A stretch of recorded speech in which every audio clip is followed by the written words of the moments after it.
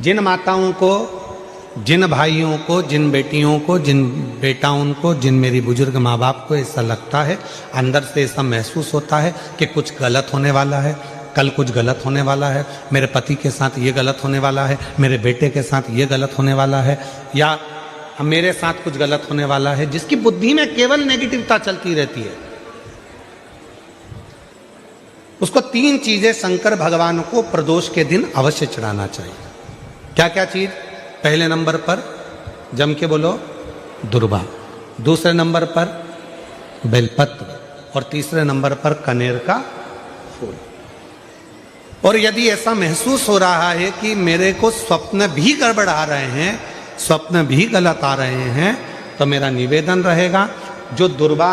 आपने शिव जी को चढ़ाई है उस दुर्वा को उठाकर लेकर आ जाना है, और प्रदोष काल में, प्रदोष के समय पर उस दुर्वा को चबा चबा कर खा लेना है। जिसकी बुद्धि में गलत चीजें आती रहती हैं, गलत विचार आता रहता है, गंदा गंदा कुछ भाव ऐसा प्रकट होने लगता है, मन पूजन में नहीं लगता, साधना में नहीं लगता, आराधना में नहीं लगता, पूजन करने बैठे हैं तो भी हमारा गलत विचार आ रहा है, साधना करने में भी गलत विचार आ रहे हैं, पूजन में गलत सोच आ रही है, गलत विचार आ रहे हैं, तो उनको वो दुर्वा जो शिव जी को समर्पित करी है, बेलपत्र जो शंकर भगवान को समर्पित करी है,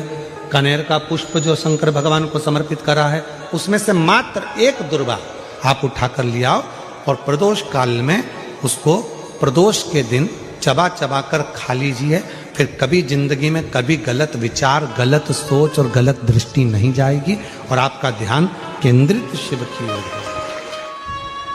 महाराज, आज भी नियम है, अगर किसी लड़का लड़की का शादी होने के बाद अगर तलाक हो रहा है,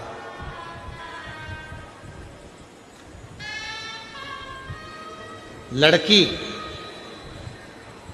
और लड़के का यदि तलाक हो रहा है, और दोनों का अगर कहीं ना कहीं थोड़ा बहुत भी स्नेह है, और उसमें से अगर 2 में से कोई एक ने भी ये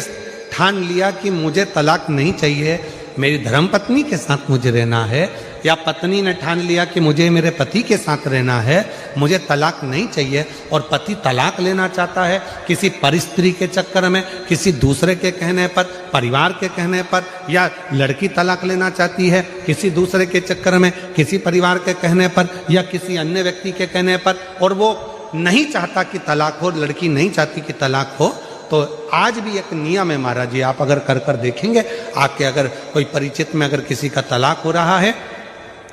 छूट रहा है, संबंध खत्म हो रहा है, तो आज भी महाराज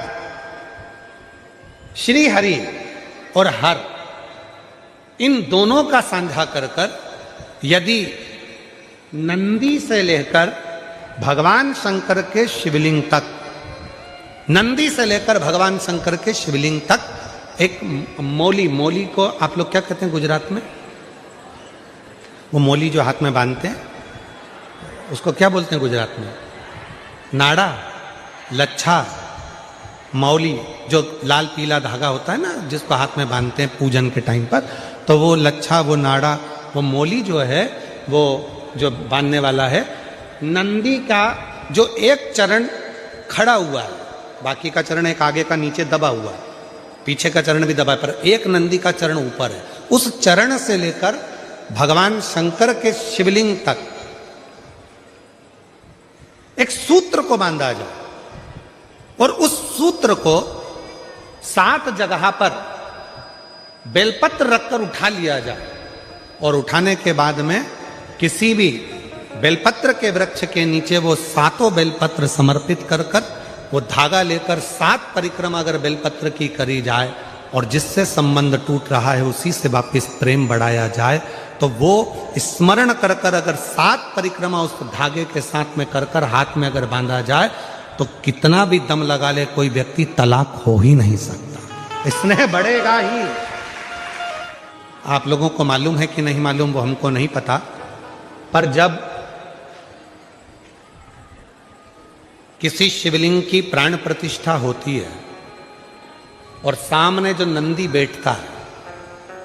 उस नंदी से शिवलिंग तक एक सूत्र जमीन के अंदर दबाया जाता है, जिसको सोमसूत्र भी कहते हैं। एक सोने का तार, चांदी का तार या तांबे का तार या पीतल का तार नंदी से लेकर शंकर भगवान के शिवलिंग तक उसको स्थापना के समय पर भूमि में उसको दबा दिया जाता है, शिव से नंदी तक के बीच, शिव नंदी। कई लोग पूछते हैं गुरुजी इस तार का इतना महत्व क्यों होता है,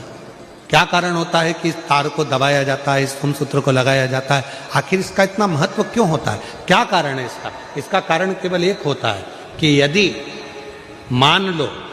कोई व्यक्ति शंकर भगवान के शिवलिंग में जाकर जल नहीं चढ़ा पाया, कोई शंकर जी के शिवलिंग तक नहीं पहुंच पाया और मंदिर के बाहर से भी अगर वो निकल कर चले गया और उसके मन में कोई कामना आ गई तो वो नंदी के कानों में पड़ जाती है और नंदी उसको शंकर भगवान तक कह देते हैं और व्यक्ति का कार्य सफल होना प्रारंभ होता है। दुनिया के लोगों को लगता है कि शंकर भगवान को हम एक लोटा जल चढ़ाते हैं और शिव जी हमारी मनोकामना वहीं बैठकर पूरा कर देते हैं।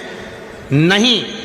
जब हम एक लोटा जल लेकर अपने शंकर भगवान के मंदिर में अपने घर से जाते हैं, जल समर्पित करते हैं और जल समर्पित कर कर जब हम वापिस वो लोटा लेकर आते हैं, तब मेरा देव अधिदेव महादेव अपने गणों को शंकर भगवान स्वयं उस कलश के अंदर लक्ष्मी को विराजमान कर कर आपके दरवाजे तक भेजते हैं और आपके दुख को मिटा देते हैं, आपकी तकलीफों को मिटा देते हैं। असुर प्रवृत्ति का जो व्यक्ति होता है ना, वो पलटने में नंबर 1 होता है।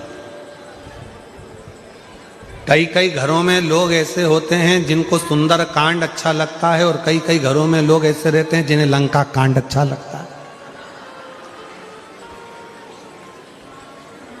दोनों तरह के लोग हैं।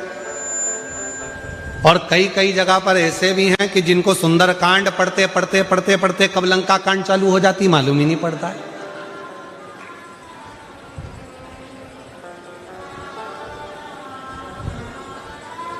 वो पढ़ ही रहे थे, जामवंत के वचन सुहाए सुनी हनुमंत हृदय तिवार, और बस पढ़ते पढ़ते पढ़ते पढ़ते पढ़ते इतनी देर में किसी ने जरा सा कुछ कर दिया और पढ़ रहा था सुंदर कांड, हो गया